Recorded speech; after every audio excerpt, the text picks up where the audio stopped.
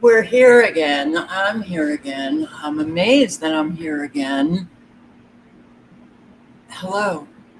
It is September 2nd, 2025. Oh boy. Moving along, moving along. I wish that I could say, oh, they got some blowback and they've decided to end all of their agendas and we get to live how we want to live now. Wouldn't that be great? I sure would love it. So it is September 2nd, 2025. Hi, guys. Thank you for showing up. It is in-house Sandra Pillar-Gill. Hello. Rage Against the Machine. Debbie Frado. Hi. And Eva Rosenthal. Hello. I'm glad you remembered.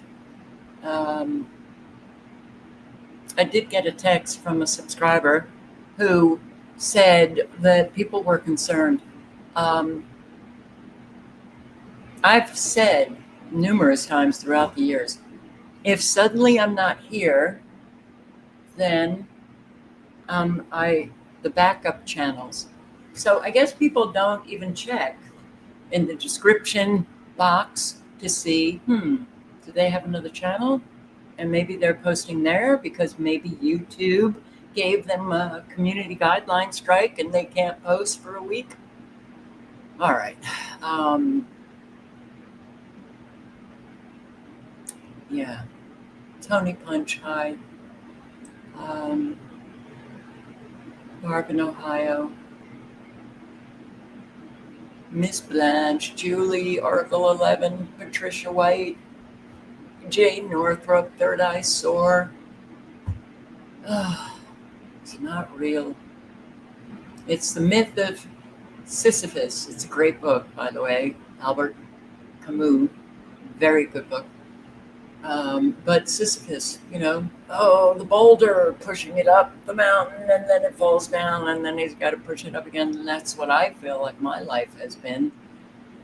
Not sure about anybody else. Kathleen O'Brien, hi. Silent Walk, hi. But Americans becoming Sisyphus that's what millions upon millions upon millions upon millions are experiencing now. The struggle, and well, frankly, God, I read Myth of Sisyphus decades ago, but I think somewhere Camus says embrace the struggle. That's a paraphrase. I'm not embracing it. I don't want it. And I think a lot of people don't want it. And it's hard to embrace something that you do not want. And we all could make it easier for one another if we would pitch in. Reminds me. All right. So I have a subscriber who works for a family, and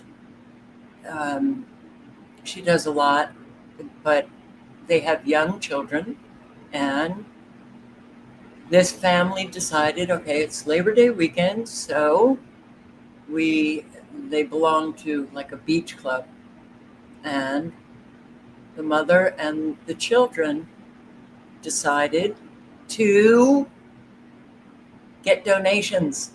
I love it, I love it, I love it, I love it. So let's, where is it? Can I get back there without disclosing any? I think so. The family had to get permission from their beach club. Oh, wait. I know I did it. Let's see. Is that a better view for you guys? But here. The family had to get permission from their beach club. They had a lucite box for money that the kids decorated. The kids greeted the people coming in. Most donated 7 hours. 7 hours, the kid and their friends with parental supervision collected donations in the front lobby. They made a cute poster board and had a grab bag, dollar store junk, for the kids who donated. And they were able, I think, in the other email, I think it was $1,000, a little over $1,000 they collected, along with a whole lot of pet food. So if kids can do it, for sure we could, right? Yeah.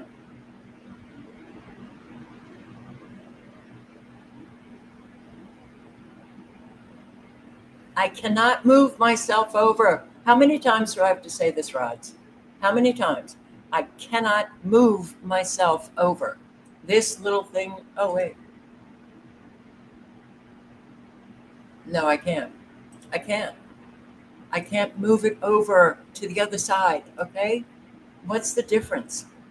Um, Good parents teaching kids responsibility and respect and helping out those in need.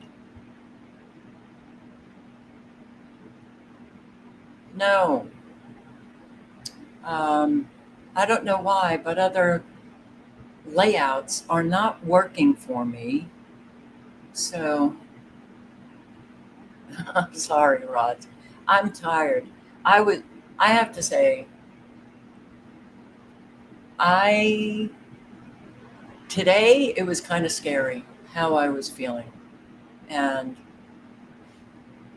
there are 2 smart meters on the bedroom wall. I don't go in that room. That's why the bed is out here. I am not, nope. And the only place for the bed is right up against the wall with the smart meters. I've lived sensitive to these electromagnetic frequencies for how long? A long time. And the year that I found out how dangerous smart meters are, it was, I think, 2012. And I was staying with a subscriber in Kentucky, and her whole house was like fried, learning the remote, phones, the bases. She had like 3 bases here, there, and everywhere. She had the mouse keeper wares that emit a frequency when you plug it into the outlet. Well, they were in 4 different places, and Wi-Fi and the smart meter. So I was doing dishes in the kitchen, obviously. The smart meter, which I wasn't even thinking about, but I felt like I really did not feel well in this house. The exhaustion that I was experiencing there was worse than I've ever experienced anywhere, and that was 2012. Well, today, tops. It's the icing on the cake. So I was doing dishes at the sink, the smart meter on the other side, and all of a sudden, I could literally feel like I was hit, but my heart started palpitating in a way that I've never experienced. And I was like, holy shit. All right. So, yeah. So I don't go, unfortunately, that's a whole big room and I'm not using it, except to store stuff. But I have to wonder, am I getting some blast from these smart meters? What is going on? I have been doing this forever, not forever, but certainly since I've been on YouTube, looking at radar when I wake up. And let's see.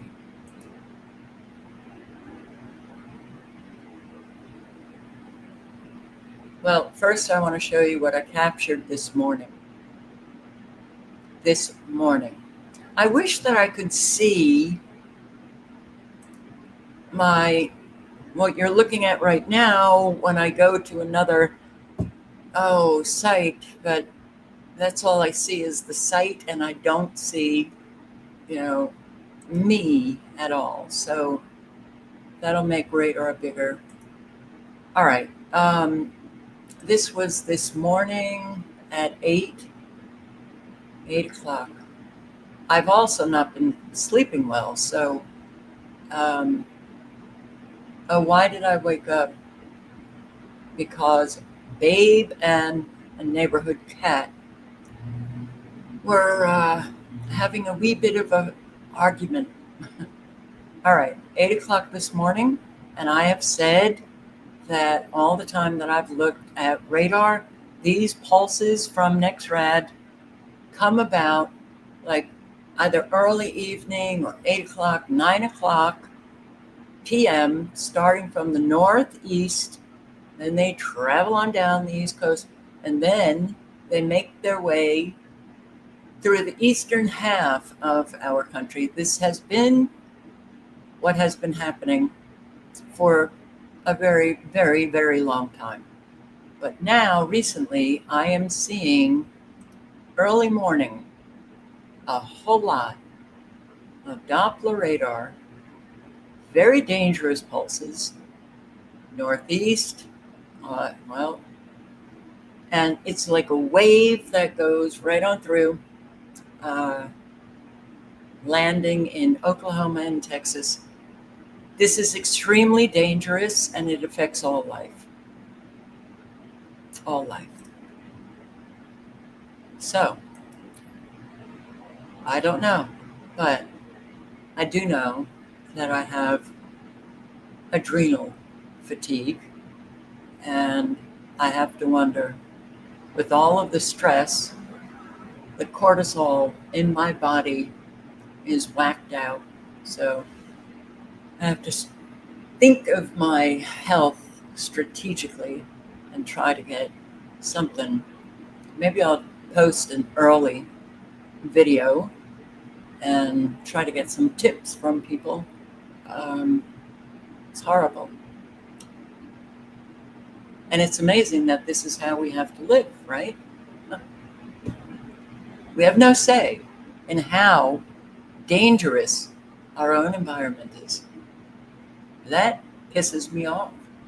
So this is current radar right now. Look at California.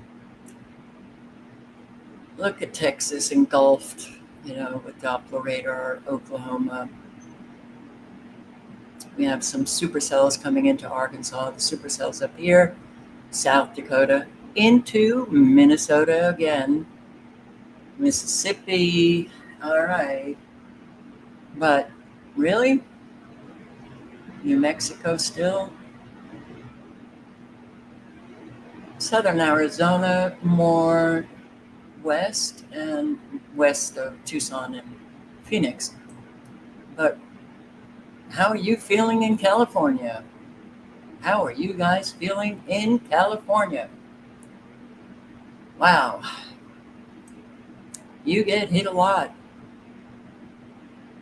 But as I said just a couple of nights ago on my other channel, I saw these extremely low frequencies raging from Gwen Towers,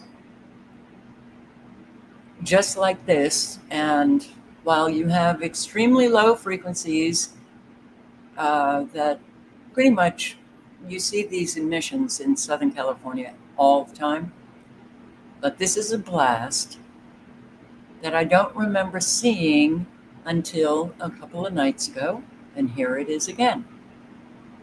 And they're using different frequencies because you can tell by the different colors. And there's a purpose. Now, if I was an insider, I'd know the purpose, and I would love, to be a fly on the wall,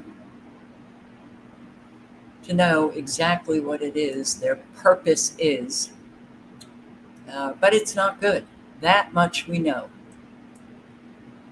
Kentucky, woof. Got a whole lot of supercells, Tennessee, dropping into Tennessee. So let's 3 active, California, South Dakota. None for Tennessee. Mississippi. All right. Minnesota. But you have the activation of supercells right here, California. So what do we have? We've got Nevada, Placer, Sierra, Yuba counties in California. Special marine warning. The Tortugas Ecological Reserve South. Special marine warning. Which is where?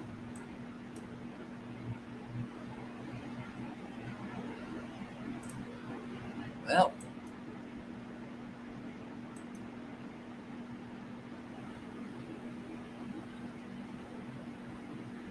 let's see. Sorry. Well, it looks like, all the way the last key in Florida. Weather-wise,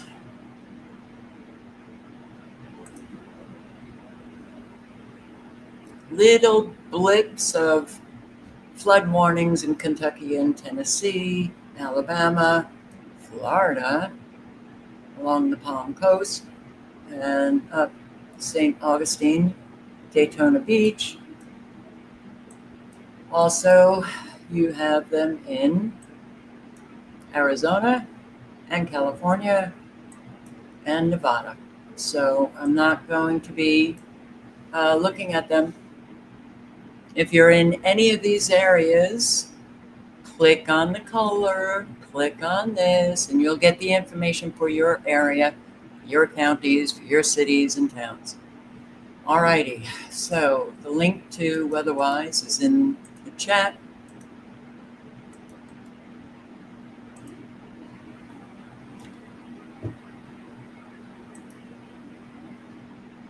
Oh, and the latest and greatest. Now, when I would end a live stream, I was able to scroll back up, read the comments. Now, suddenly, if I end the live stream, it goes immediately back to like the homepage on StreamYard. So I haven't been able to see any of the comments. That's pissing me off too. So, all right, Weatherwise is in the chat. The alert page is in the chat. The link and radar coming up.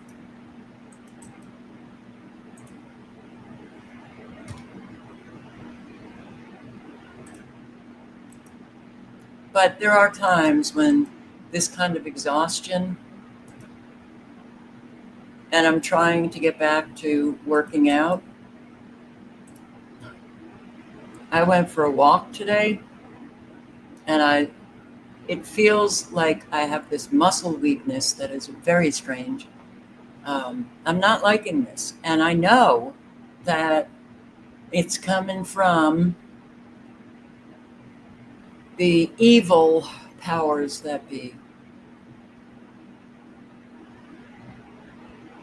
So, what do we have?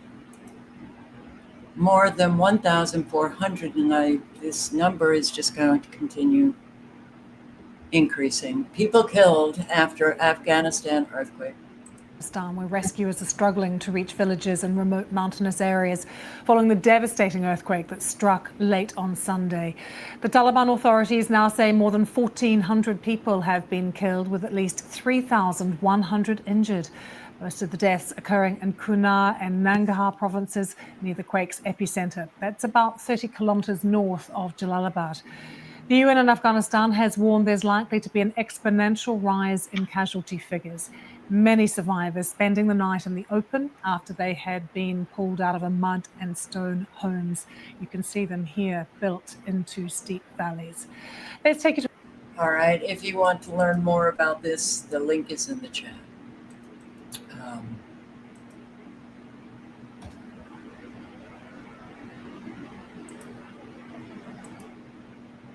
California thunderstorm impacts. The lightning now apparently is causing wildfires, not just in California, but it seems that in an awful lot of places like BC, British Columbia, Canada. Newsroom moments ago. Also, this is coming after dozens of lightning strikes light up the sky early this morning. This is a look at some of the lightning we caught over downtown Sacramento. Now, those lightning storms made their way up the valley. On the left, you see right there video strikes. This is coming from our Sutter Butte sky camera. And following the thunderstorm, several fires actually popped up in the valley and the foothills. This is video our crews captured just moments ago of a 400-acre fire burning right now. We have not been able to confirm if this fire was started by lightning, but it is burning right near Highway 4 and Dutton Road. It's west of Copperopolis in Stanislaus County. 400 acres again have burned so far. No official word on what started it, but we do know lightning again was seen in that area. Now take a look here. On the left, you see video from the Fowler Peak camera. That shows when that fire started. On the right, we have a live look of the fire that's been very active, and it just continues to grow there. And of course, we have seen the wind whipping that fire, of course, and of course, you see the flames here, just how much smoke this fire is putting up. Let's head right over now to traffic expert Brian Hickey to see more about how this fire is impacting the roads. Yeah, we'll stick with this shot here for a minute to give you an idea of what crews are dealing with out there. This fire is burning on both sides of Highway 4. This is west of Copperopolis, where they have the road shut down at Horseshoe Lane, Horseshoe Drive there. And then over on the west end of this incident at Milton Road, they have it shut down. And you can see there, Highway 4, clearly why they have the road shut down, the hazard of flames right up to the shoulder. And then, of course, the smoke that is continuing to drift across the highway there, obscuring. On both sides. Wow, that lightning, it must have been 2 strikes or a flying ember. And also, Valley Fire, El Dorado County. Wildfires forcing evacuations in El Dorado County this afternoon. The smoke visible from across the area, including people spending this holiday on Folsom Lake. This fire now burning in its 3rd hour near rescue. Thanks for joining us at 4. I'm Curtis Spang. And I'm Ashley Zavala in for Lisa Gonzalez. This fire is burning in Rescue near Sweet Valley Road. The latest CAL FIRE maps show it burned 16 acres so far, not the 35 acres they reported more than an hour ago. It's 5% contained. There are evacuation orders in effect. They include Kanaka Valley Road, Sweet Valley Road, Hickok Road, Sands, and Rough Ridge roads. All right, just in case, the link is in the chat. Yeah, fires everywhere. Europe is still burning. Canada is still burning. And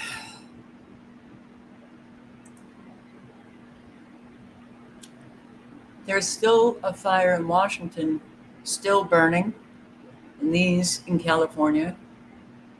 And I'm afraid that they're going to be bringing about another very destructive fire for you guys in California. Right here, lightning sparks new wildfires in British Columbia. The BC Wildfire Service says there were more than 1,000 lightning strikes across the province on Sunday, and the island was not spared. Oh, for heaven's sake.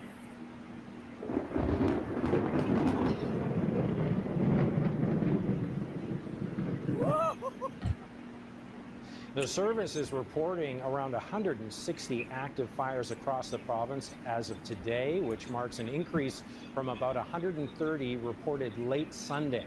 It says about 75% of those fires are lightning caused, and that means likely more wildfires will be detected in the coming days. Wow. The record-breaking 10-day heat wave with temperatures 5 to 6 degrees above seasonal norms has also left fuels highly susceptible to ignition.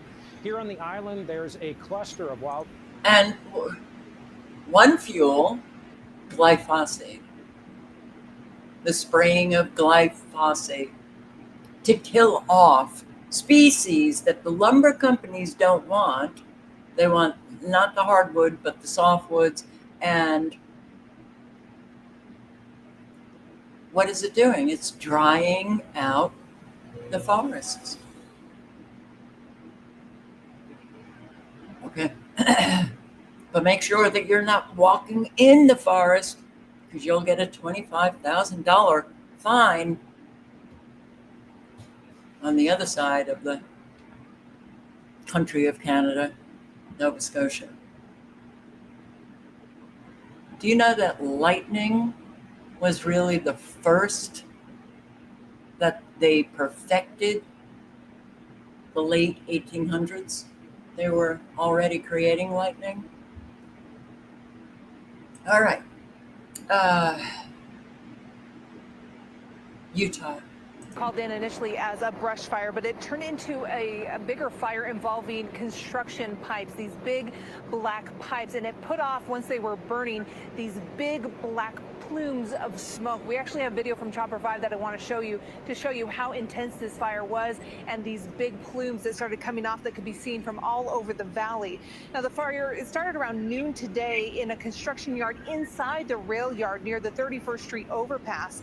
At one point, the flames were threatening to spread towards the river bottoms and the wooded area north of Parker Drive trailhead. Firefighters quickly set up a containment, keeping the fire from spreading to that area. Right now, it's contained. We've got it controlled. There's no homes threatened, none of the communities threatened. It did not get into the wooded river bottoms, so we protected it from getting in there, and it's just on its way to burn out. Called in. Do we ever see a fire that's small and the news is, oh, had a pocket of fire here, but they were able to put it out in 15 minutes? No, they're massive with a whole lot of toxic smoke. Now, this, by the way, is Mary Trump's channel, who is a niece of Donald. The link is in the chat. You might want to subscribe. She's not fond of her uncle. I think that's the relationship.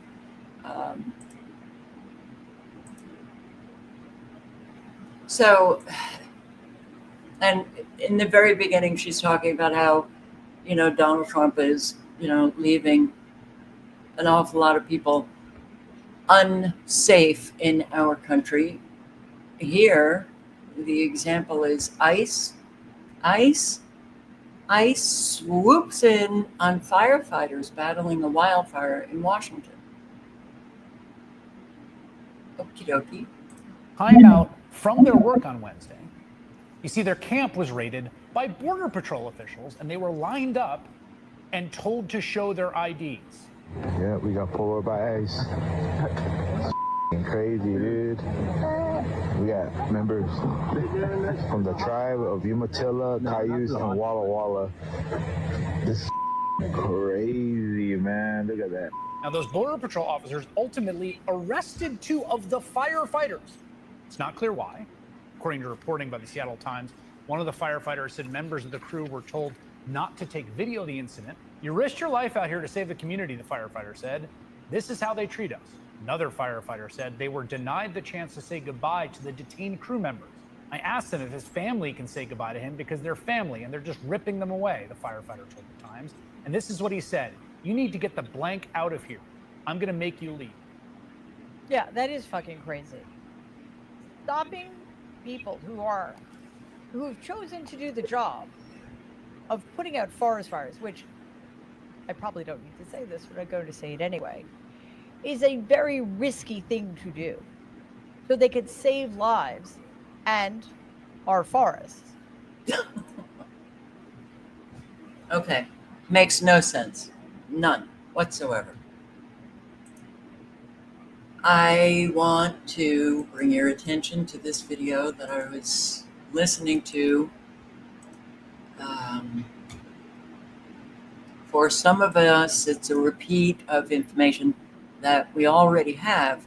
But I have to say, Brush Junkie, if you don't know Brush Junkie, the link is in the chat, and I highly recommend Brush Junkie because she really posts an awful lot of videos that are very, very important. You may know all about it, but your job is to circulate. The easiest. And hello, everyone. I'm Tracy Derwin, and I'm here with Shane Buell, and we have a very special guest, Captain Matt Dakin. He has 30 years experience as a fire captain fighting fires. And today he's going to go over some of the fire damage that we've been seeing over the past years. And he's also going to share what he is doing about it, since there's very little we can do, with these unnatural fires. And a lot of people ask, we know this is happening, so what would we do, meanwhile? So thank you, Captain Matt, for joining us and lending your expertise today. Thank you, Tracy and Shane. I appreciate the opportunity to speak here. Just a quick background. I did 33 total years in the fire service. The last 30 were in the Bay Area and San Francisco Bay Area. And I've been on a lot of fires all throughout the state through my career on strike teams working with CAL FIRE on a lot of the big incidents. And it wasn't until the Tubbs fire when I realized that something was off, because it was off the charts, the magnitude and the amount. You see this picture? 2017. Do you see this? Okay. Are you going to tell me that that's a wildfire? Every home brought to dust. Every home brought to dust. Okay? All right. Well, that maybe it did open some eyes and minds, where it got people thinking. But then a year later, they had the Paradise, California fire, the Camp Fire. Same thing.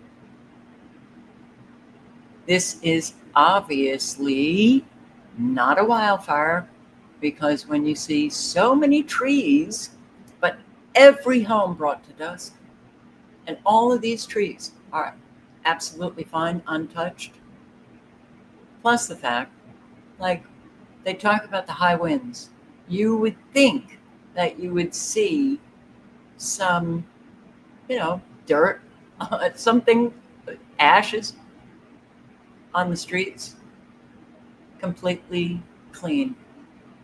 I do have a directed energy weapon playlist on my Never Lose Truth channel. Never Lose Truth, without any numbers, Never Lose Truth, where it's a video on a military document, the use of directed energy weapons, a lot of different kinds of weapons, but they talk about these weapons being able to do what you are looking at right there. Destruction to scale, meaning, okay, that house, scale, not the trees, just the house. Because it was off the charts, the magnitude and the amount of fires compared to anything I had ever seen. That night, just in the surrounding counties around me, and I'm in Sonoma County, there were over 70 fires, and I was listening to them all night on my radio. I have a radio I have all the local emergency agencies programmed in where I can listen, and I was listening, and as I was watching the Tubbs fire go from Calistoga over to Santa Rosa, crossing a highway 101 and burning down a fully sprinklered Kmart building, and just it was unbelievable. And listening on the radio as people were trapped up at Clear Lake and they were having to use boats to rescue people, and just on and on and on what was going on. It was over the top, so different than anything I'd ever experienced. I experienced over the years, a lot of wind events where it's real windy. We've never had that many fires. So that was when I first realized that something wasn't right. And then when we started looking into hearing the stories and looking into the burn patterns and how things burn, that's when we knew. I did some videos with my friend John Lord about the fires, and on what we saw, the complete destruction all the way down to burning out.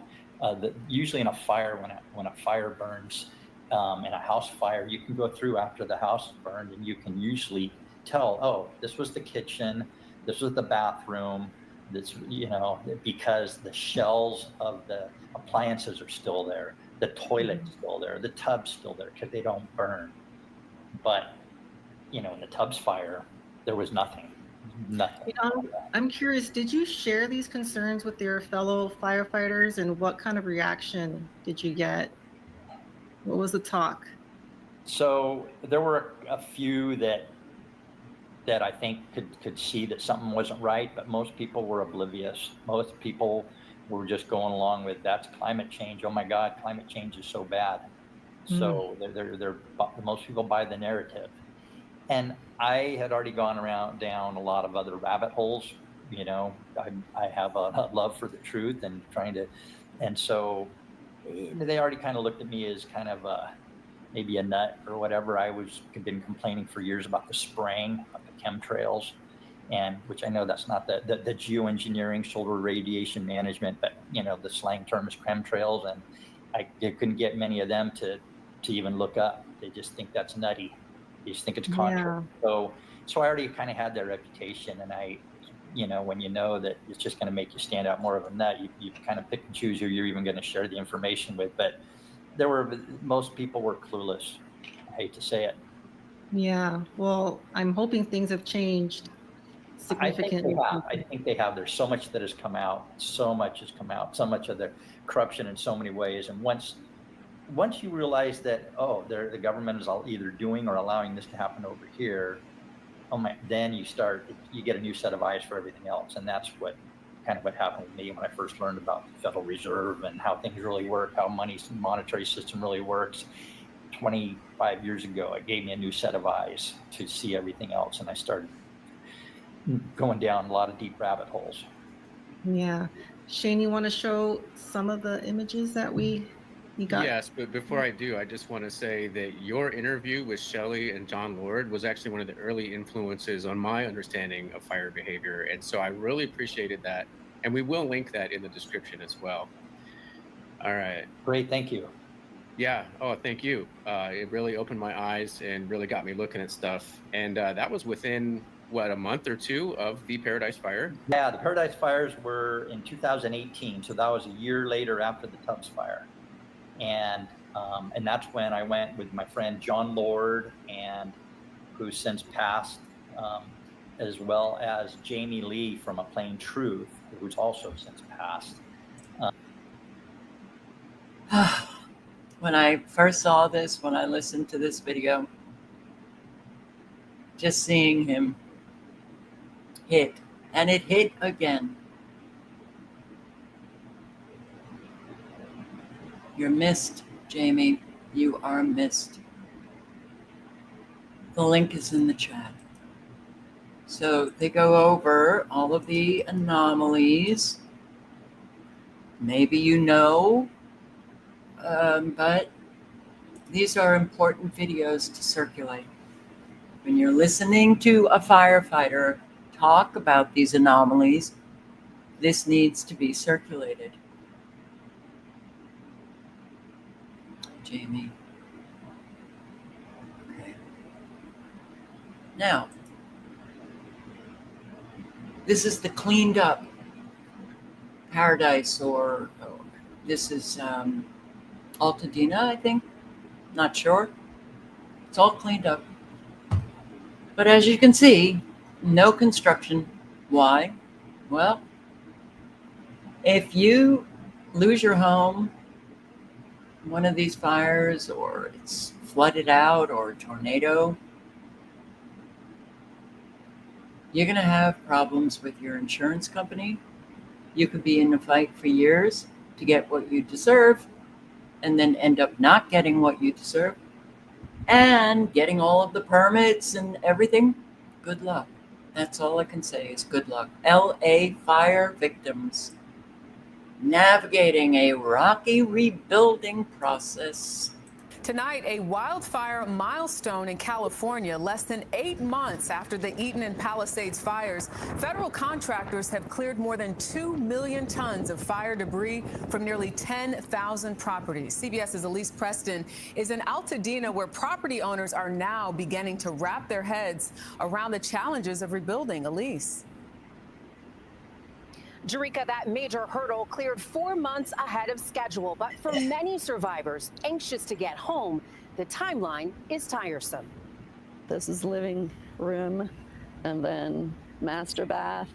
For Kelly Etter, life changed on January 7th, the day the Eaton and Palisades fires destroyed nearly 12,000 houses, including her family home of 15 years. She also lost her business, a Pilates home studio. My heart started racing, and I think my body understood the loss before my mind did.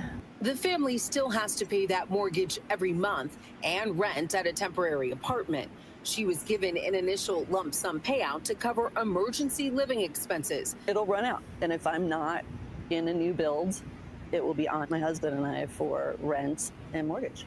For others, dealing with insurance companies is frustrating. 70% of insured Eaton and Palisades fire survivors report that delays and denials are impeding their entire recovery. California lawmakers could soon provide some relief with a proposed bill giving mortgage holders a 1-year grace period on payments without the risk of foreclosure. Another would increase the maximum upfront payment for personal property coverage from $250,000 to $350,000. As for Etter, she's ready to rebuild, but it won't be easy. One of the big things that the fire did is take away our sense of safety and security. Yep, for an awful lot of people. Flash flooding hits the Lubbock area, Lubbock, Texas. That's, Texas Weather Modification Association. You can see their schedule for their cloud seeding is what they call it. And Lubbock is one where they do an awful lot of weather modification. Why is it so difficult for people to consider that maybe weather is being used as a weapon?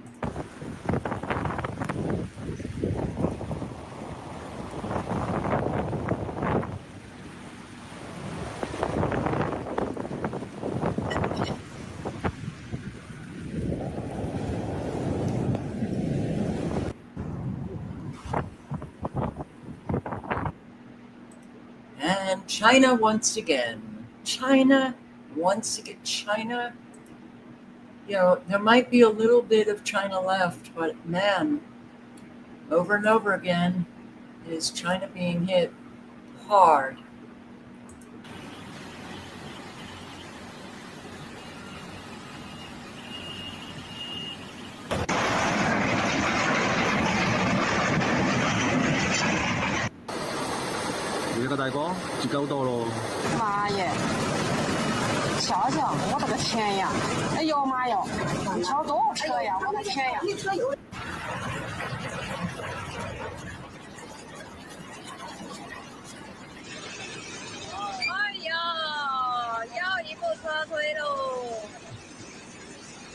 Relentless days of heavy rainfall have unleashed devastating floods across Shanxi, China. Torrents of muddy water swept through towns, cities, and farmland, turning streets into raging rivers and collapsing hillsides.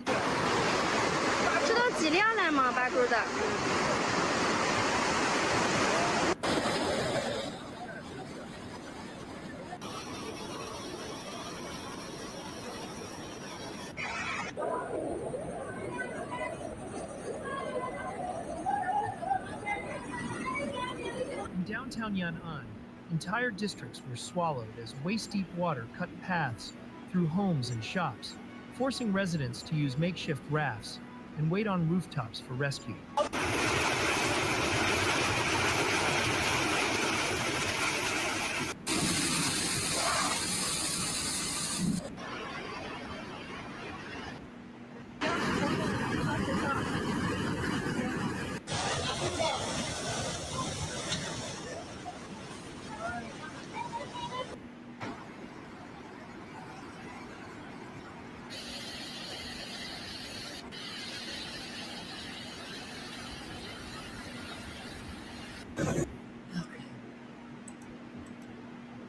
The link is in the chat if you want to watch more destruction. It is not climate change. All right.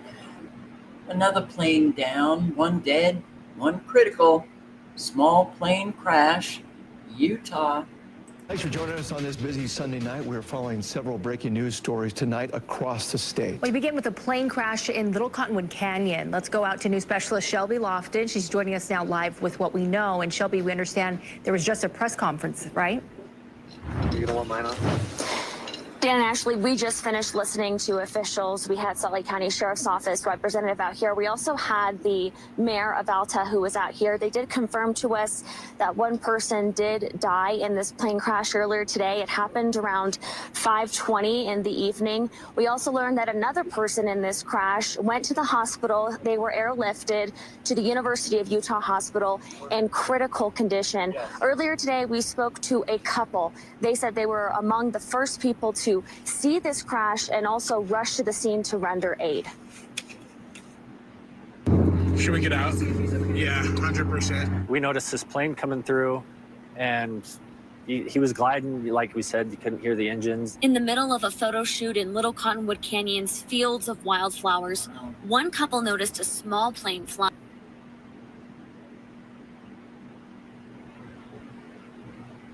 very low. And then we lost them, and so I was like, oh my God, stop the car.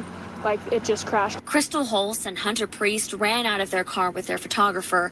They saw the plane crash in a field below them. One guy was crawling out. They said he was responsive but badly injured. Tourniquet on the leg immediately when we got down had there. to give away my belt. KSL is blurring images. Yeah. Passenger hits the ceiling several times amid severe turbulence on United Express flight. Oh boy. A heart-pounding scene aboard the SkyWest flight after severe turbulence suddenly rocked the Come on. Stop. cabin. Oxygen mask dropping from overhead. We had really, really bad turbulence, and I've never seen anything like this. The flight with 39 passengers on board traveling from Aspen, Colorado to Houston, making an emergency landing 165 miles short in Austin. Passengers tossed around. Someone in front of me hit the ceiling several times. Grown man flew up like a rag doll. On the radio, pilots calling ahead for help.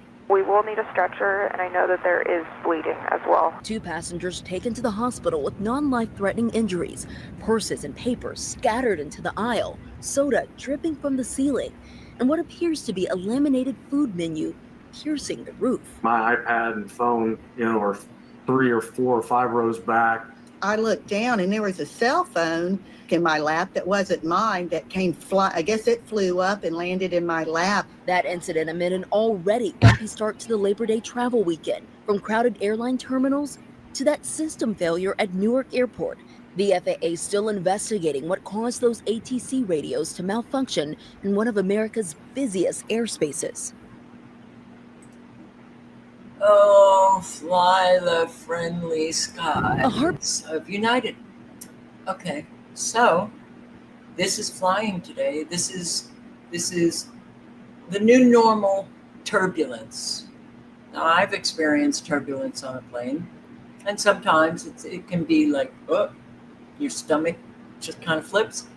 This turbulence that we're seeing, what's going on? Could it be electromagnetic frequencies that are blasting away all over? Yes. How about those winds generated? Scalar technology, Doppler radar. Yeah. All right, so Turlock gas station owner says Powerball sales down. Oh my God. That means an awful lot of people are hurting financially if Powerball sales are down, despite this very high jackpot of $1.1 billion. Yeah. Grid upgrades. National Grid, New York. Everybody's going to be paying through the nose for their electricity and gas.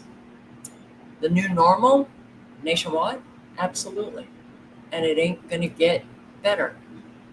Large companies in the United States are going bankrupt at the fastest pace that we have seen since the global financial crisis. So this is Economic Collapse, Michael Schneider's site. Link is in the chat. Okay, so we're still hearing, no joke, from the Treasury Department, from Trump administration officials, from Trump himself, how great the economy is doing. Well,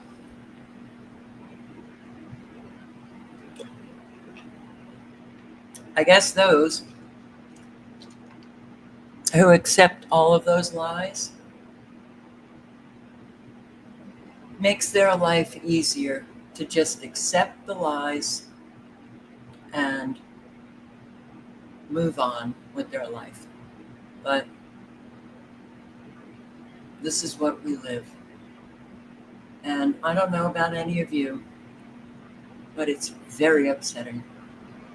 I have to listen to people lie continually when you know that so many people are suffering from a collapsing economy. And then you hear from these people how great the economy is doing. Large companies filing for bankruptcy, fastest pace, 15 years. Good sign for the economy or a bad sign for the economy? Well, we know the answer. Other types of bankruptcies soaring as well. We are a nation that is absolutely drowning in debt, and now bubbles are bursting all around us. I hope that you have positioned yourself for what is about to happen, because the months ahead are going to be rough.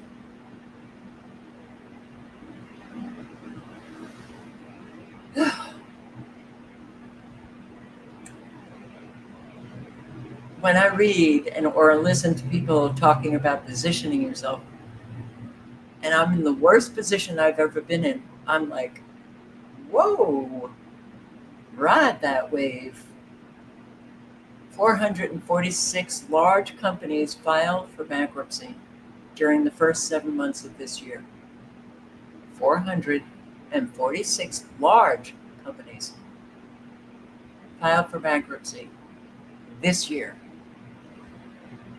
Personal and business bankruptcy filings rose 11.5% in the 12-month period ending June 30. Bankruptcy filings totaled 500,000 in the year ending June 2025, compared to 486,613 cases last year. An 11.5% increase in bankruptcy filings in just 1 year is a very troubling sign. Farm bankruptcies are also spiking. 250 farms filed for Chapter 12 bankruptcy between April 2024 and March of this year. It's a sharp increase in financial distress. A lot of people out there are still in denial about what is really happening in the economy, which is really amazing. But it must be the people who are doing fine, and they don't need to change, even a change in where they're getting their news. Millions upon millions of Americans way over their heads. No easy way out. We may want to hide our financial distress from others. Bad. Don't do it, because so many people are hurting in your community. Don't do it. You need to talk to one another. You know, this hiding and putting on a face like everything's fine has also contributed to the nightmare that we're living. Be real. Americans have become so obsessed with financial troubles that they are thinking about it constantly. How do you not? when you're like, the bills are coming in? How do you not? Continually worrying about your finances can eat you alive. A whole lot of people are being eaten alive. You know, this is the kind of stress in our country that is very hard to just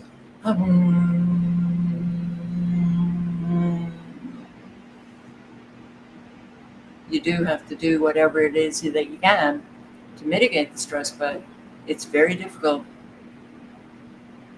So daily life for more and more every single day.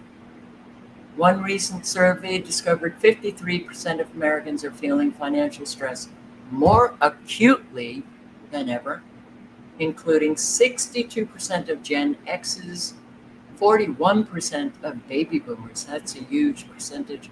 One of the biggest reasons why Americans are feeling so much financial stress is because we are spending an average of 42% of our incomes on housing costs. And everything has gone up, but wages haven't. Limited income, Social Security, no, it hasn't. So sticking your head in the sand is not good. We need to realize what is happening and adjust our plans accordingly. If we are going to navigate through this harsh economic environment, for one thing, if you have a good job, keep it. Keep it until you're laid off. Mass layoffs are being conducted all over our nation, and yet another example of this was just in the news. Nearly 1,000 corporate Kroger employees are losing their jobs after the company previously announced its intentions not to lay off employees. A lot more Americans will lose their jobs in the months ahead, since most of the population is living paycheck to paycheck. Losing your job? We have now reached the bubbles bursting chapter of our story, and it certainly isn't going to be pleasant. Our Treasury Secretary said this: we may declare a national housing emergency in the fall, maybe sometime in the fall. Trump plans to make affordability a critical pillar of America First's 2026 midterm election platform. Oh, to get those Republicans reelected, we're going to do all of the bullshit in 2026, making housing affordable in our America First platform.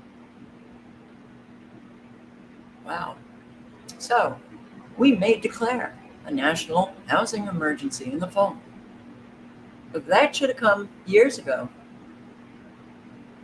It should have been the first thing that he did when he came into office. We're trying to figure out what we can do. And we don't want to step into the business of states, counties, and municipal governments. Are you kidding me? They do it all the time. They usurp the powers of states and counties, municipal governments all the time. Can you imagine saying these things? Can you imagine? And you can sleep fine at night.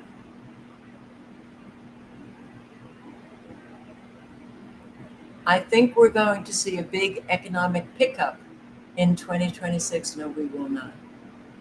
No, we will not.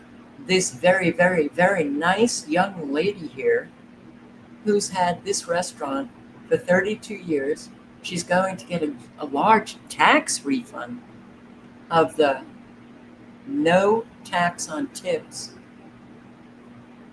So 2026 is going to be a good year. This is how the billionaires talk.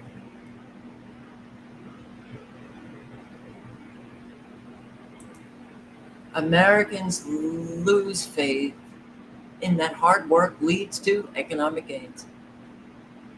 No kidding.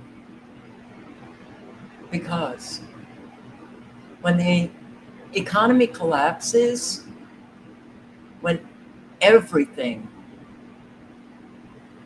is, the price is inflated on everything, you can't do hard work and get out of it. And this guy knows it. Bissent, Treasury Secretary. They're all lying.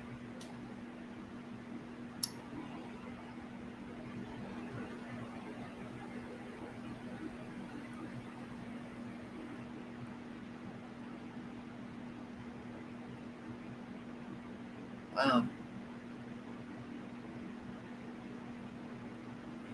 Okay. Only in America do you have to pay a fee to pay a bill. Only in America do you try to go to work while you're sick because you can't afford to miss a shift.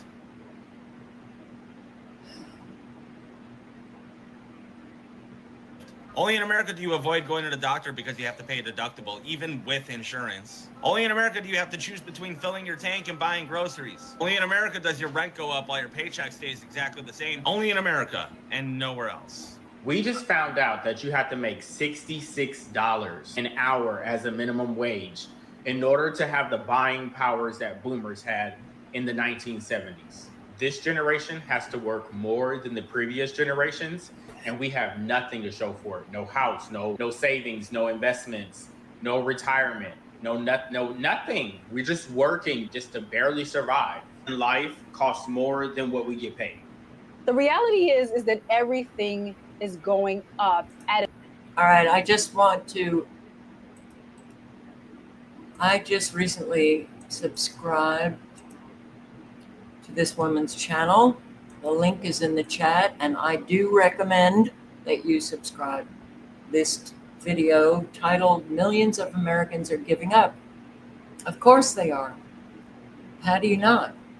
When you have no future, you can't find a job, you lost your job, and everything is literally just collapsing upon you. an exponential rate. It's just going up faster than we can keep up because our paychecks are not going up at the same rate as inflation. The cost of living is squeezing us harder than ever. And it's not just numbers, it's real life. People are struggling, not even living paycheck to paycheck because they're not even making it to the next paycheck to be able to pay their bills. They're having to use Klarna and buy now, pay later just to be able to buy groceries. Welcome back to The Imperfect Dollar. Let's talk about it. You know, I was just sitting here thinking, they love to tell us to stop eating out, like that's gonna save us from one-bedroom apartments being $2,000. I mean, he's right. In the grand scheme of things, if you're earning minimum wage and your rent is $2,000 and you have no choice but to pay that $2,000, and you probably have a bunch of other bills as well because there are other necessities like food and transportation, clothes on your back, and just a number of other things, spending your last $10 or $20 on takeout is not going to make a difference. It's not going to make a huge difference because no matter what, you're just not earning enough money to be able to keep up with your basic bills. You might as well, at that point, to be honest, enjoy yourself and get a little bit of takeout. But I mean, the only way out is to try to find a higher paying job. And we know that the job market is trash right now. So that's almost not even an option. Love to say save for retirement when we're just trying to make it to next Friday. They love to tell us to buy a home when every starter home is pushing $500,000. The crazy thing is we're not begging for handouts. We just want a fair shot. Let's be honest, our parents or even our grandparents did not work harder. They just worked in a different world. Paychecks actually covered their life, while ours don't even cover the basics. You can budget all you want, stop getting them coffees, stop doing your little mundane stuff to save money. You can budget all you want, but you can't budget out of a system that wants to keep you broke. Just out here doing the best we can in a game that's clearly rigged. Somehow we still find ways to laugh, love, and dream about a better future. About the only damn thing the economy can't take away from us. When he said that the world was different back then, he was 100% right. I just looked back about almost 50 years. In 1980, the average rent for a one-bedroom apartment was just $243 per month.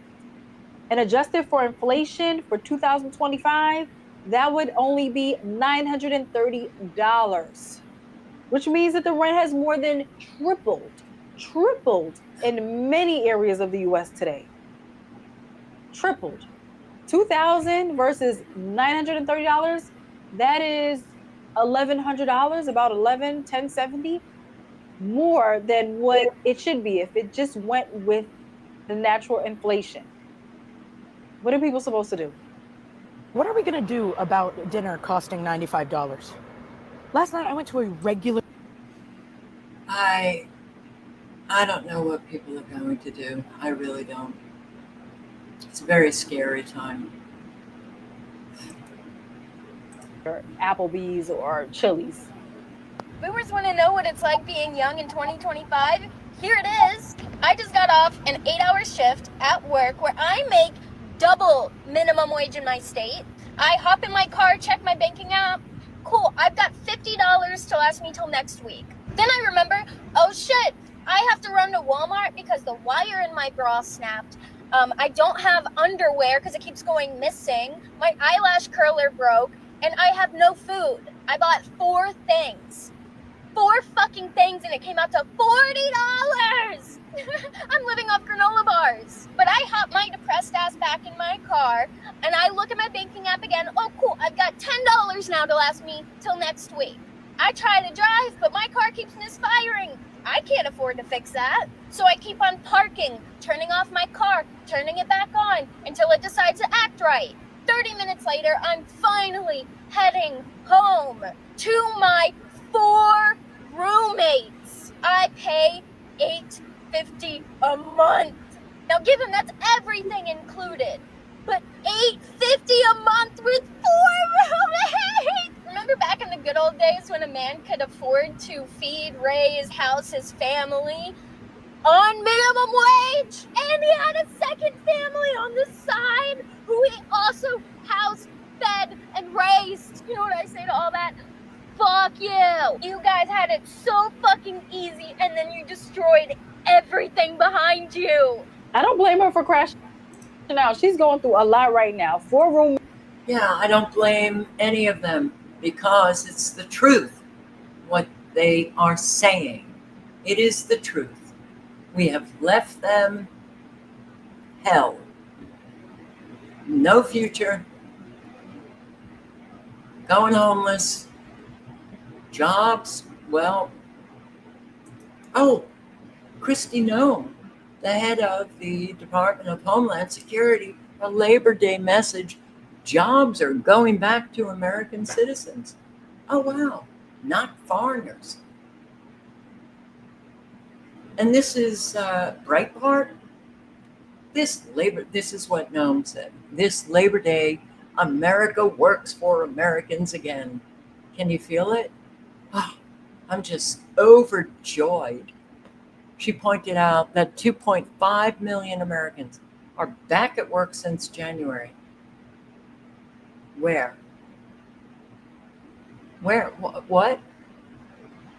Another fucking lie. Ugh. Meanwhile, the Department of Homeland Security reforms have saved taxpayers over $13.2 billion. Okay, how about dishing it out to those Americans who are really struggling? Oh, no. President Trump and I are putting the American worker first. Happy Labor Day. What the hell? What the hell? Okay.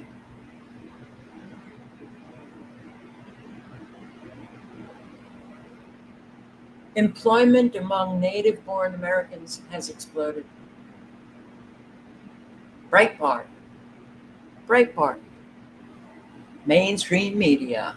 Bullshit. Crap news. And listen to this.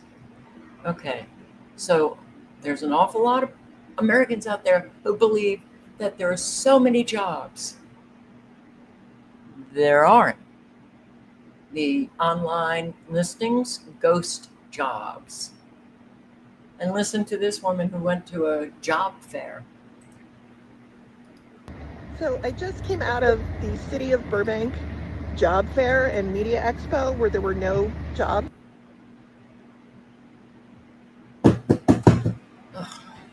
Come on. Available. So what's she saying? I just went to a job fair where there were no jobs available. So I just came out of the City of Burbank job fair and media expo where there were no jobs available. It was about 2,000 people, including me, holding resumes, and a bunch of tents of people, I guess, promoting their businesses, I guess, and no one was hiring at all, including the company that just laid me off. There were about 100 people in line to talk to them, and then there was just like a lady from there being like, if you're trying to drop off a resume, just go online, it's all online. I talked to a lady from the Burbank Library. She's like, we're here to answer questions about the library. And I was like, okay, are you guys hiring? And she was like, I don't know, go online. Anyway, it was awful and demoralizing, but I did it. I gave it a try. I can say I tried. Do better, City of Burbank. Americans are giving up on the job market in 2020. A whole lot of Americans are not giving up. It's more like they're just sending out resume after resume and doing it online, because a lot of these corporations, for sure, everything online, all right, and they're not hearing anything back. It's not like they're giving up. They need work. They have to pay bills, okay? They're not getting a job. So who's giving up on them? A whole lot of Americans who don't really give a shit. A whole lot of Americans who still are listening to all of the beautiful lies that work for them. The corporations, the employers giving up on them. And our fabulous Make America Great Again team that lie through their teeth.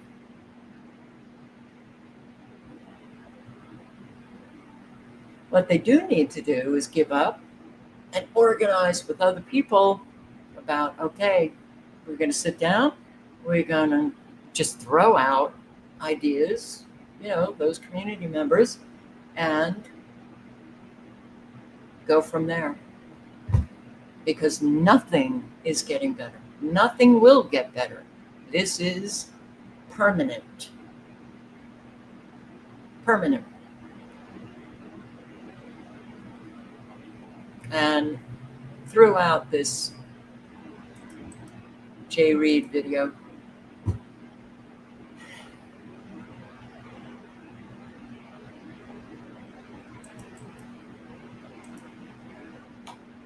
the link is in the chat, because other Americans are talking like, whoa, I'm so tired. So tired of just surviving and not living. Well, I'm so tired of just surviving and not living. Like, I'm 23 years old and there's no way that I should feel like I'm about to be homeless. All because I can't, get accepted into a fucking job. Like, this is actually ridiculous. Like, all these jobs are hiring, but they're not actually hiring. And I have to come up with almost $2,000 within 2 weeks. And that's just not possible. And this is crazy because a lot of Americans are going through this right now, especially your new college grads. Like, you got people who are just struggling to find a job right now. Like, even your just regular jobs, you know, your retail, your fast food and restaurant jobs. All these jobs are really like they're not hiring as much as you really think they are. Right. So I think she said 23 years old.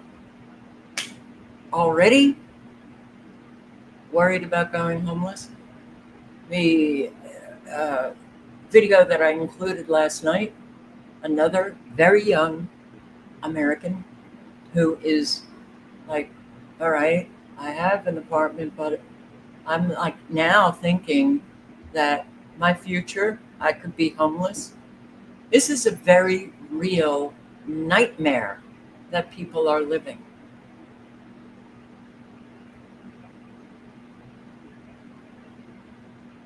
Sure wish, we had more Americans who cared, who could sit down, do something, help parents, maybe. I don't know, man. This is bad. And what do people do when they can't afford anything anymore? Abandoned German shepherds run off the road to rescuers' arms. I was driving back home and there was 3 dogs running down the middle of the road. And I just couldn't drive past. I had to herd them off the road onto a side road. Luckily, it worked. Okay, so I don't know if these dogs are going to be friendly with me. But luckily, I always have a rescue pack in my car.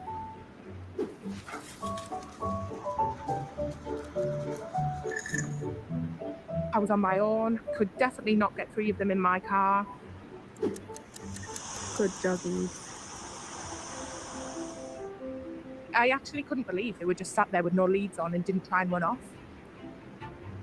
Once I knew they were safe, the next questions came up. Where did they come from? And do they have an owner? Look, he just wants some love. The first thing I also did was put them on Lost and Found. Everybody sharing the post. Not one person came forward. It was really painful to realise that they have no one but me, really, to fight for their lives. The shelter's a stressful, noisy place. I felt a bit uneasy leaving them there, so I got him into foster really quick. And they decided to adopt him.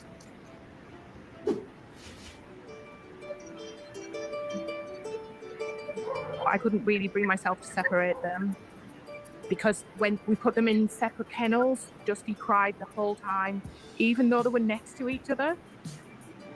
I went every day to the shelter and I could just feel the stress. I decided to take them out of the shelter and take them to the private kennels, and they're much happier there. Dusty, he loves to kiss you all the time. He likes cuddles. He likes to play. What are you doing? What are you doing? Lucky's the strong one. She's the one guarding the fence, the boss of everything. They do everything together. When they've been on the walk, they always kiss each other. Like, oh, you're back. They just love each other so much. It's been 1 year of looking after them. I love them like they're my own dogs. Unfortunately, I have 5 other dogs, so they need their humans. Dusty and Lucky are my special Romeo and Juliet. Look at that big nose. And I'm praying that they get adopted together and live the best life forever together.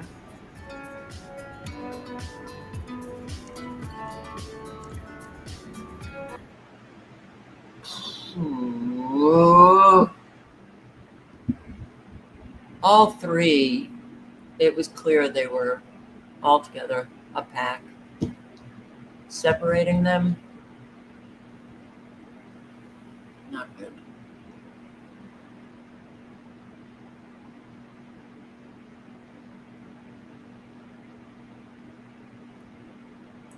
Okay.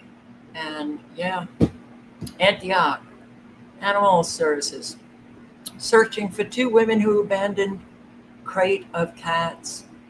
And welcome back. Antioch Animal Services is looking for 2 women seen on security footage abandoning a crate full of cats in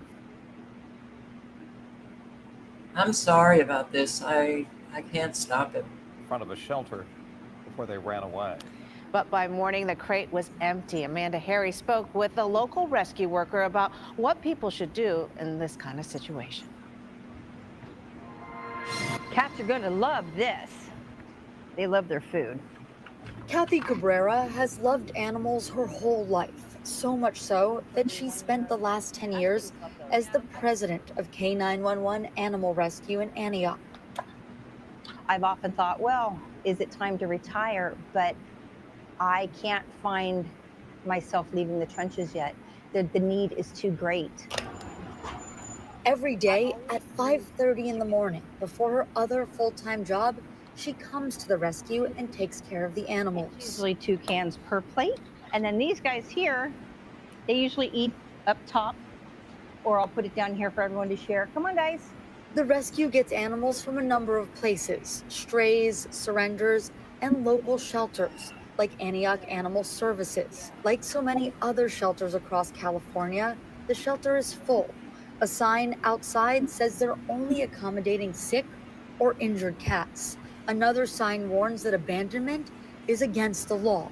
Still, Wednesday evening, 2 women were caught on film leaving a crate of cats. When they're closed, there is no one. There's no one there until the next morning. Cabrera says surveillance cameras captured just how difficult of a night it was. They had to face raccoons, wildlife, other cats that, are feral, that were kind of harassing them. And then the sprinklers came on. And when the sprinklers came on, they were soaked. By the time the first staff member arrived, they were gone. They say video showed an unhoused person let them out.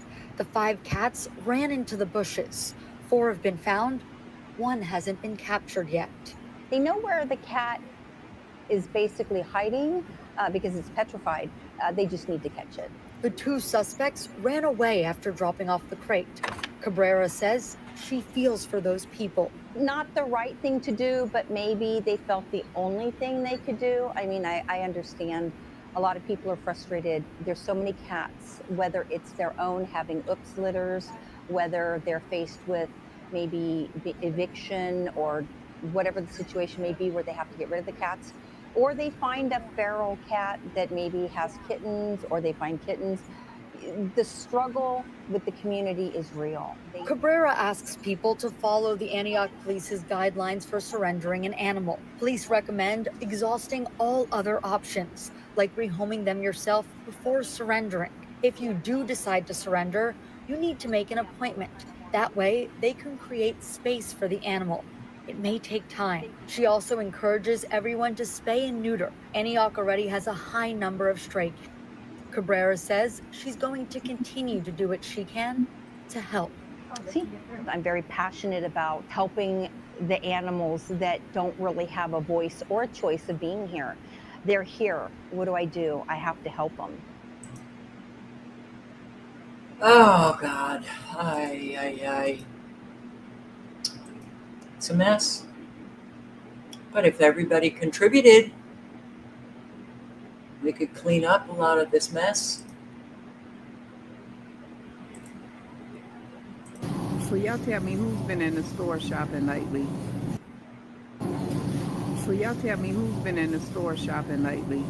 Because do y'all know that Walmart done took down all their prices off their stuff? The lady said she just noticed it on the clothes too.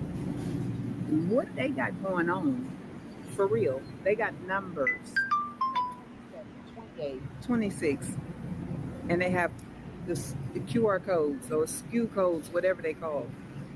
But like, really? So again, I done made it home, put up the groceries. I don't know what Walmart got going on, y'all, but I tell you what, the prices is ridiculous. Maybe that's why they done tore all the prices off. People are comparing prices. But anywho, y'all pay attention. So apparently there's a lot of Walmarts that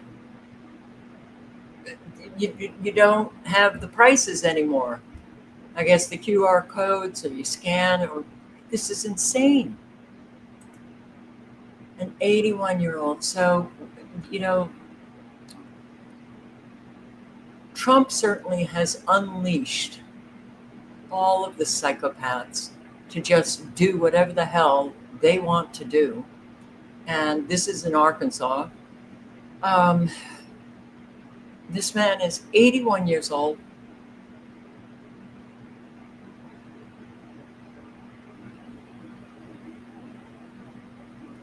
I'm sorry, collectively, we are not a good people, okay? Buy into that, exceptional bullshit. Morally superior? Ow! So wrong.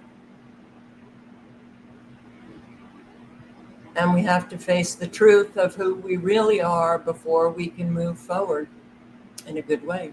Give me the keys. What do I do now? Give me the keys. This is 81-year-old Olin Lane. He had a stroke 5 years ago. He suffers from memory issues, and last month he got pulled over by a deputy in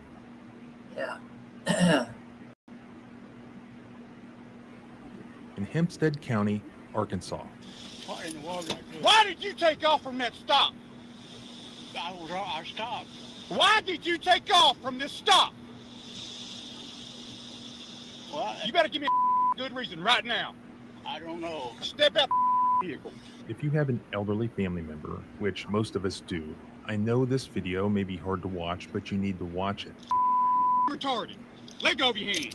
Yes, the deputy involved here already got fired. I'm going to show you all the obvious signs that this deputy missed. Then I'm going to list all the common signs of dementia that police officers should always be looking for, and also what they should do when they see them. And also, I need your help to make sure that this bad apple doesn't just pop up somewhere else. What? This guy is a true psychopath. What are you doing? Do not move that vehicle again. Do you have mental issues? Or you have dementia? Link is in the chat. The cruelty in our country is off the charts.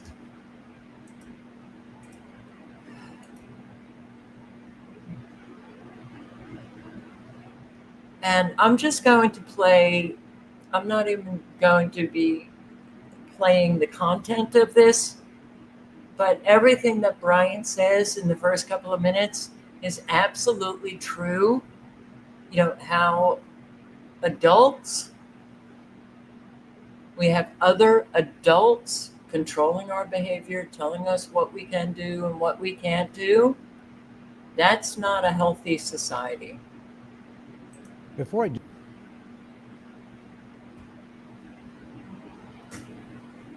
do videos like this, invariably I have to start with a disclaimer. And that disclaimer is, I do not believe that a man has the right to rule me. He doesn't have the right to write down laws and then enforce those laws if I disobey him. Do you believe that as well? If you don't, then you believe that somebody does have the right to rule you. Who has that right? How did they get that right? Why don't other people have that right? Why don't you have that right over others? What if you decide to rule somebody else and they don't want you ruling them? What if you decide to control them, but they don't want to be controlled by you? What if you decide to make them do something they don't want to do, or make them not do something that they do want to do? What do you call that? In the arena of life, it's called murder. In the arena of sex, it's called rape. In the arena of possessions, it's called theft. If somebody doesn't want something stolen from them, and you take it from them without their consent, you have stolen it, you've committed a theft, and therefore you've committed a crime because you violated somebody else's rights. So who has the right to rule you against your consent? If it's nobody, then you don't believe in the concept of government, because that's what government is. It's a group of people. Government is just people. It's not a god. It's not an entity. It's not enigmatic. It's a group of people who call themselves agents of the state, and they reserve for themselves the right to rule others. And if those others don't obey their rulership, then they believe in their minds they have the right to punish you. And they also believe that you have the obligation to obey their rule or be punished. So now that we've got that out of the way, I don't care if you're Democrat or Republican, you are inherently hypocritical if you believe, if you hold as a virtue, if you stand on the principle of nobody has the right to violate another person's rights, and yet you vote for a government entity or government agency or a government party to rule over other people through your. Absolutely. So, link is in the chat.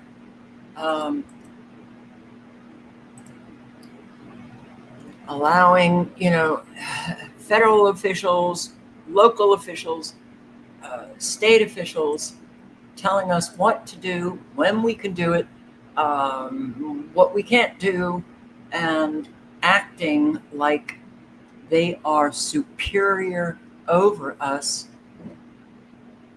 That didn't work out very well for us. We have to stop bowing down to these people. But one person doing it, they get destroyed. That's when community is really important. All right. Let's take a break. These are jealous dogs.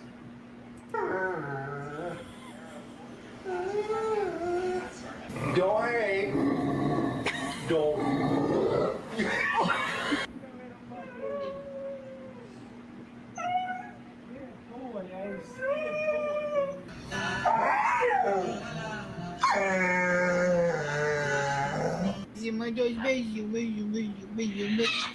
Hands up!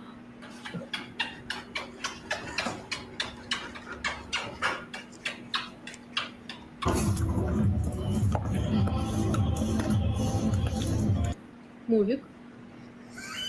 You want that? Too bad. You don't want me to sit there.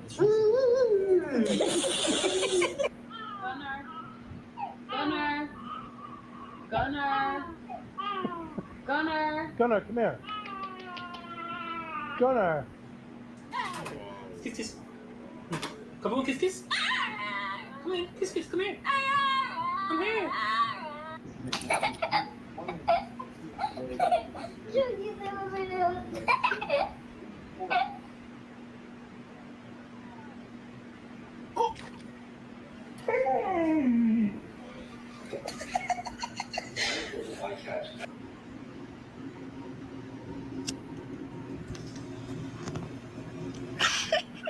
Good bestie. Hey, Sadie.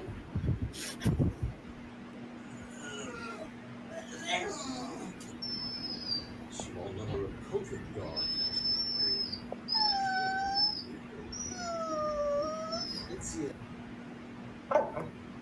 Excuse me. Are you hungry? Oh, Lou. Wow. Okay, so I don't know. I've never heard of this, but a woman uses hand signals to escape domestic violence, and I just thought that I would bring it to your attention. Here we go. Hand signals are being credited for getting a San Gabriel Valley woman the help she needed.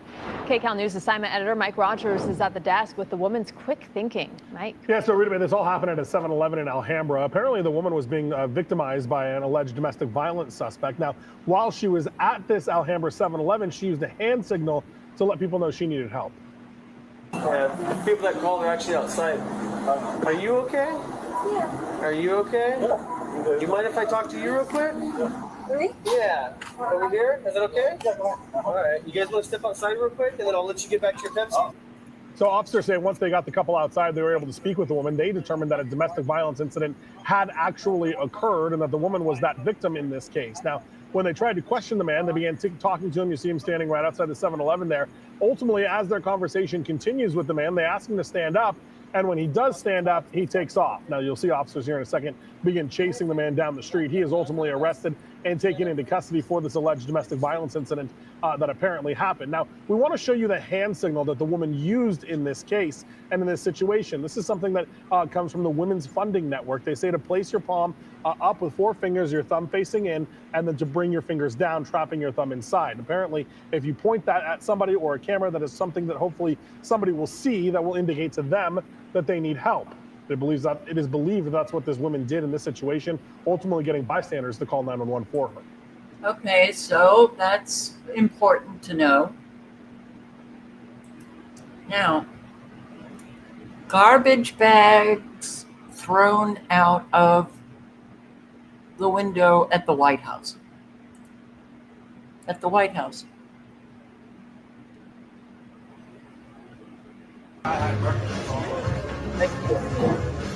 What? You got another one? Let me see. Oh, somebody there, right? Right now, right? Oh, there you go. You got it? You zoomed in?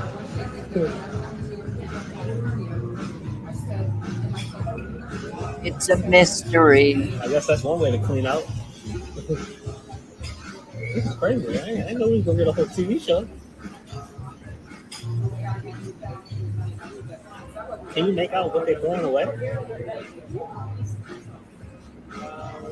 This could definitely make Washingtonian proud. This could definitely make it.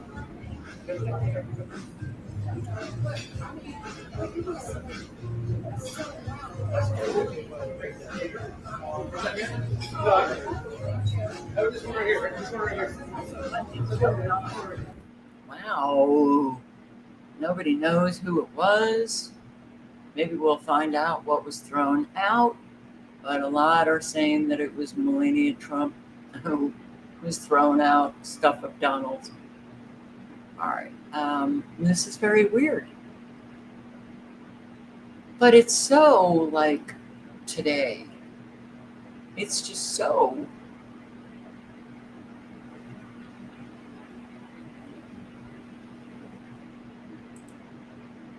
Oh my God. And listen to this. Why do billionaires use different ways to get their water than the rest of us? What exactly are they trying to get away from? I found this gold, or should I say copper, on TikTok. Do billionaires have the same water supply that you do? Of course they don't. They have their own individual springs or wells, which is different than the city water and not chemically treated in the same way. And all of the pipes and plumbing in their house is made of 100% copper, so there's not a ton of microplastics or plastic leaching into their water. I'm a professional carpenter who's worked on multiple billionaires' houses out in Hawaii, and I always noticed that they always had completely copper plumbing throughout their whole house. Those of us who have city water have water that is treated with chemicals such as fluoride, ammonia, and chlorine, and is contaminated with things like mercury, feces, arsenic, pharmaceuticals, glyphosate, VOCs, herbicides and pesticides, aluminum, nitrates, just to name a few. But the billionaires don't deal with this, of course, because obviously the billionaires get a higher quality water source. And they're using copper, which charges the water. It treats the water, essentially. It acts as a purifier in some ways. I mean, it's antimicrobial. They use it purposely in tons of hospital settings, in different settings where they want bacteria gone. It kills bacteria within 2 hours. Copper is just a natural technology with EMF block, a Wi-Fi block. It does a lot of particular things that just heightens the quality of the water. I mean, farmers use copper all the time. They put pieces of copper in their water tanks for their animals because it keeps the water from becoming stagnant. It keeps the water from getting algae in it. Also, farmers will put spiral pieces of copper into the ground, and it assists in growing bigger fruit and vegetables. Tell me if you have any cool facts about copper, because I love learning more about copper. Peace. Blessings. Why do... That stands to reason. Yeah. Very upsetting. This was sent to me by a subscriber, and yeah, you know that with this kind of stuff going on in our country, evil has been unleashed. First, I want to a little disclaimer that I wear my heart on my sleeve, so please don't mind my voice shaking while I speak. I want to thank the Federal Trade Commission for inviting me to speak today. I'm grateful for the chance to share my story because I believe that what happened to me and what's still happening to so many others is an urgent matter of consumer protection and fraud. My name is Claire and I'm a detransitioner. A week after I turned 14 years old, I was put on testosterone by Dr. May Lau at Cook Children's Hospital in Dallas, Texas. 6 months later, Dr. Alan Doolin with the American Institute for Plastic Surgery in Plano performed a double mastectomy on me. I was too young. Sorry. I was too young to get a tattoo. I was too young to drive. I hadn't even learned, thank you.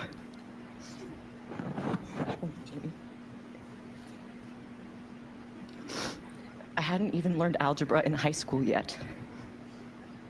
But I was old enough to choose to have healthy parts of my body electively amputated.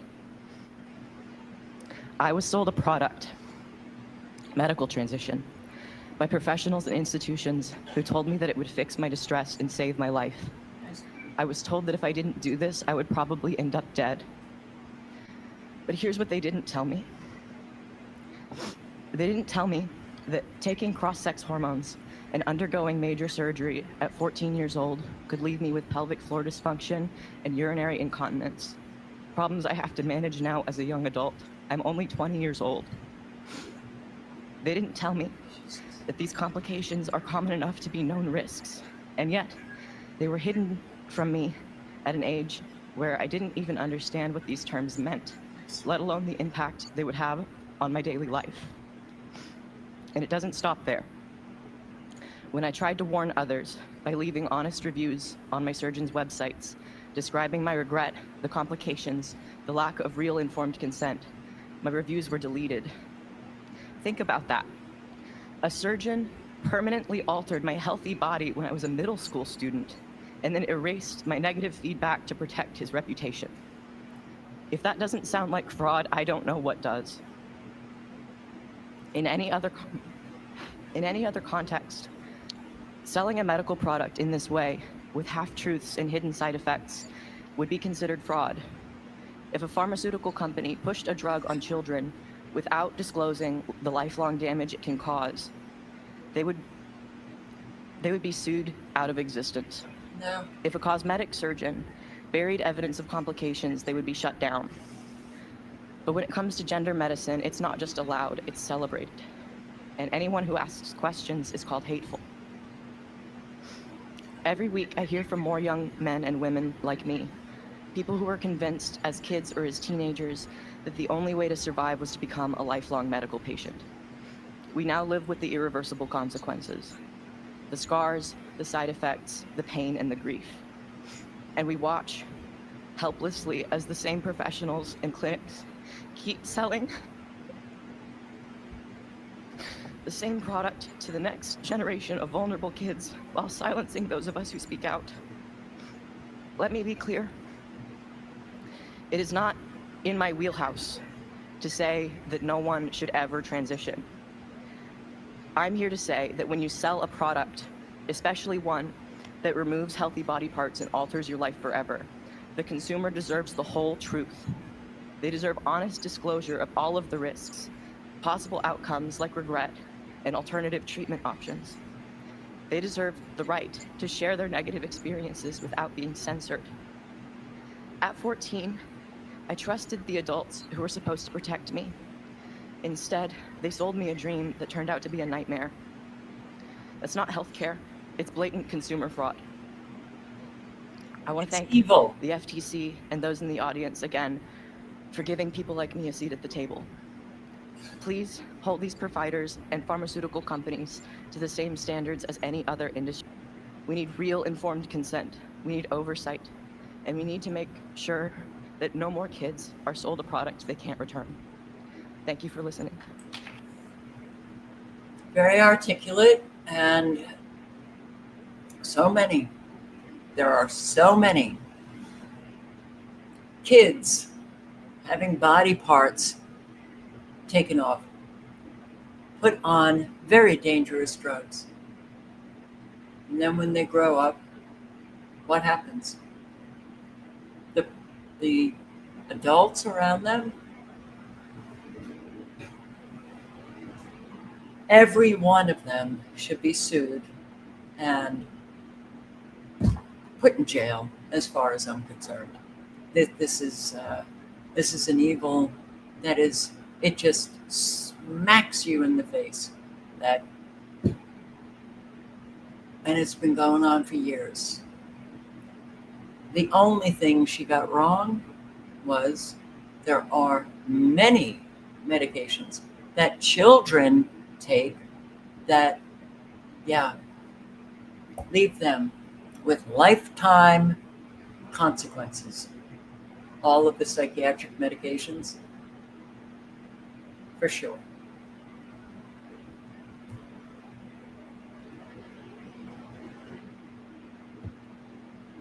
Yeah, I will say, I just never, I knew it was going to get bad, but the bad that we're living, I never imagined it. Never. So,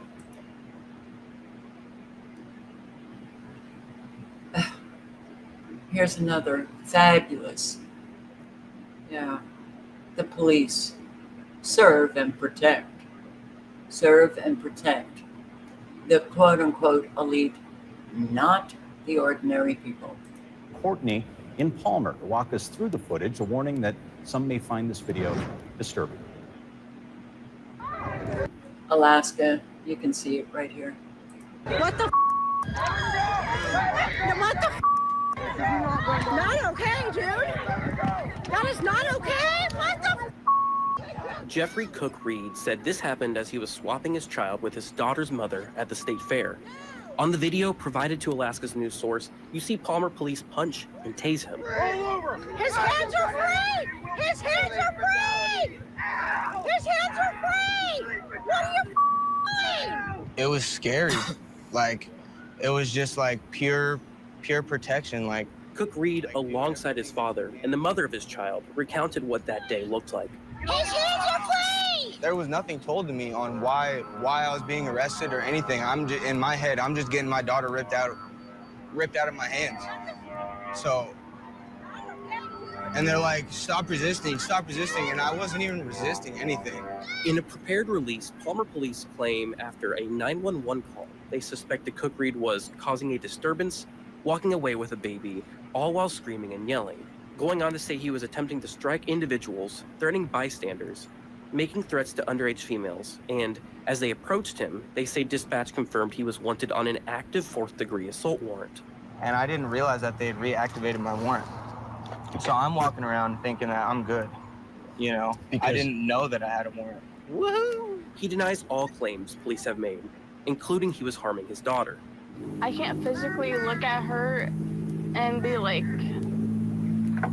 I know my kid's safe. I know my kid's safe because she's with me, but I don't trust police because of all that situation that happened.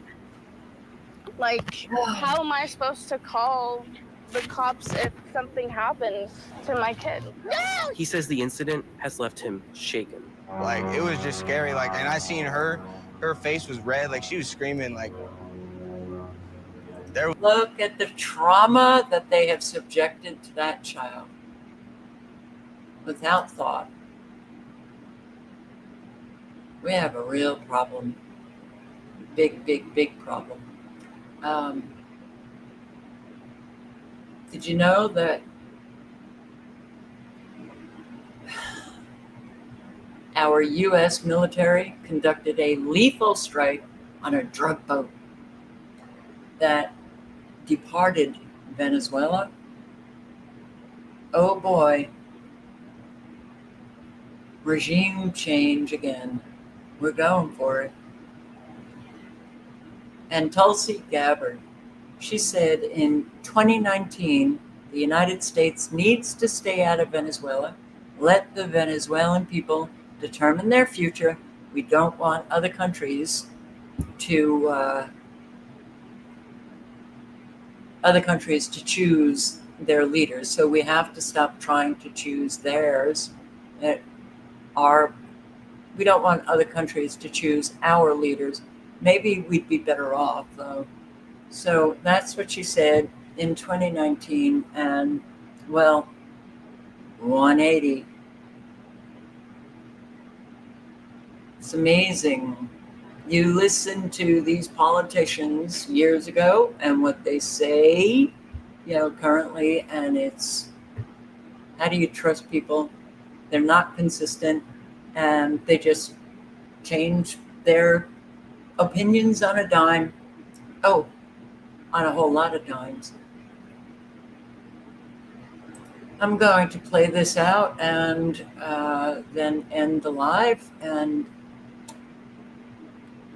they're lying about Venezuela. Of course they are. They're lying about Venezuela while moving war machinery into place. And I bet Caitlin Johnstone is going to have another Venezuelan article, which then she gets a reader to read for YouTube.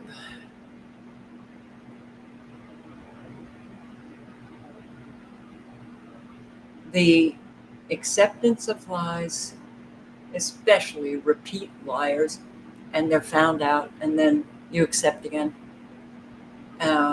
Or I don't care. Politicians just lie. All of it brought us to what we are living right now.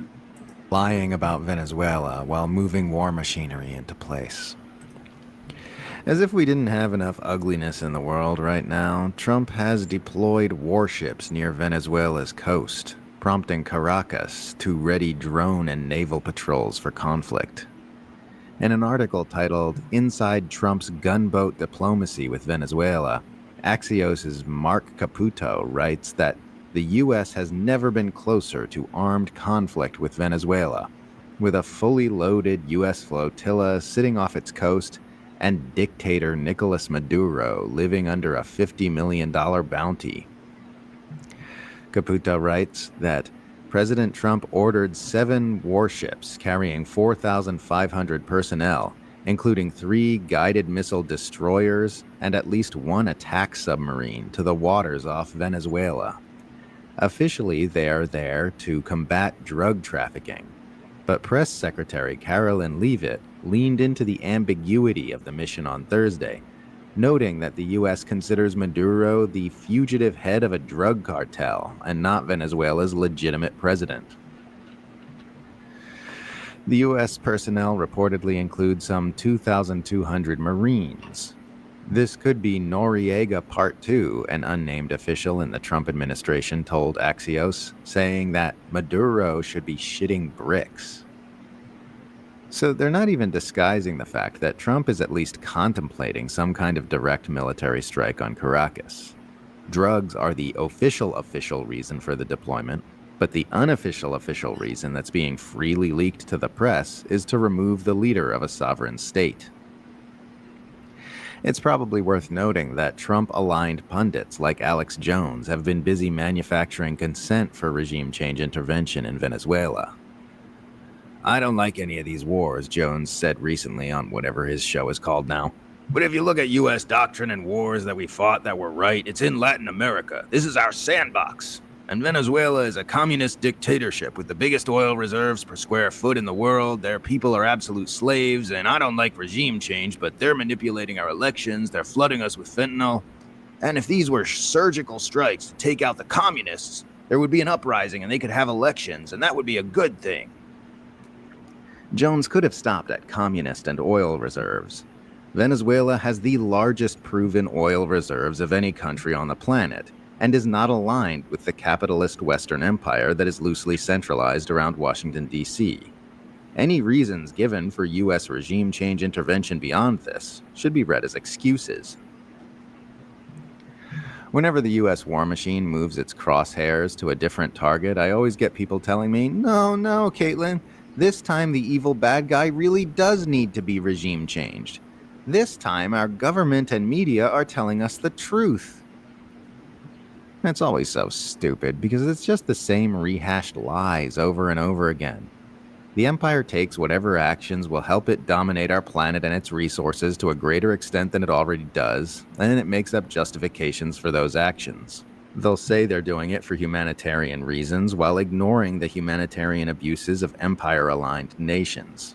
They'll say they're doing it to stop drug abuse while ignoring all the evidence regarding the actual causes of drug abuse, even as Maduro sends 15,000 troops to the Colombian border to help fight drug trafficking. They'll say they're doing it to stop interference in U.S. affairs while letting U.S.-aligned nations like Israel interfere in U.S. politics at will. They're just lying.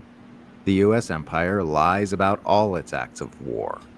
Trump tried to orchestrate a regime change in Venezuela the last time he was in office, and he's doing it again for the exact same reasons. It's an oil-rich nation that refuses to bow to the dictates of Washington, and all the worst warmongers in the imperial swamp are eagerly pushing to absorb it into the folds of the empire. That's all we're looking at here, and anyone who says otherwise is lying. Yeah, well, I honestly don't know how any adult in this country could believe anything that they hear at this point. But it's so tiring to go through this. It's repeat. Now it's Venezuela, and oh, well, guess what? This was 2 days ago, and this just came out. There we go. Yeah. You might want to target the CIA because they sure do a whole lot of drug trafficking. Yeah. Our country, how about target human trafficking? We are number one. USA, number one.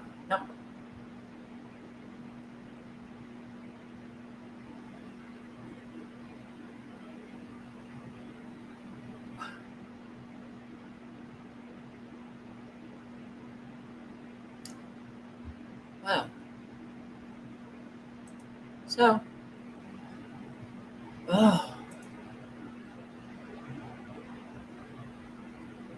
look at these frequencies in California go. And 2 active, only for Minnesota and South Dakota. All right, guys. Well, yeah.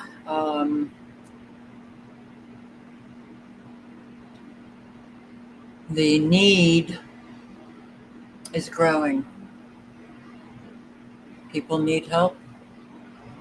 It's growing. Animals need help. Growing. If we all contributed a little, a whole lot can be done. So,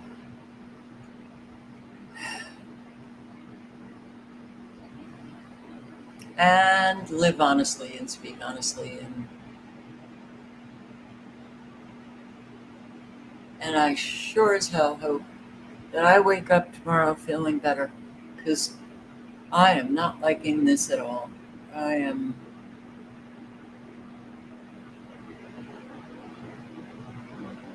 This is the first day that I thought, all right, you're feeling something that it's actually from day to day just kind of getting worse and worse. And I'm like, okay, today was the worst. But I have never felt anything that I felt like I couldn't, well, the stroke, the permanence of a lot of what I was handed with those medications. But never did I feel this, like a holy shit. How do we combat this? So you guys take care of your health, boy, and help out in your communities, the animal shelters, look, these were kids. They were kids, children. with their mother. Decided, okay, it's Labor Day weekend. A lot of people are going to be coming to the beach club. We can just sit in the lobby and have our kids take donations.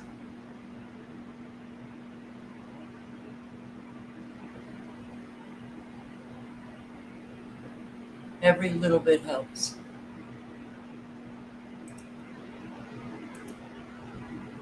Every little bit helps.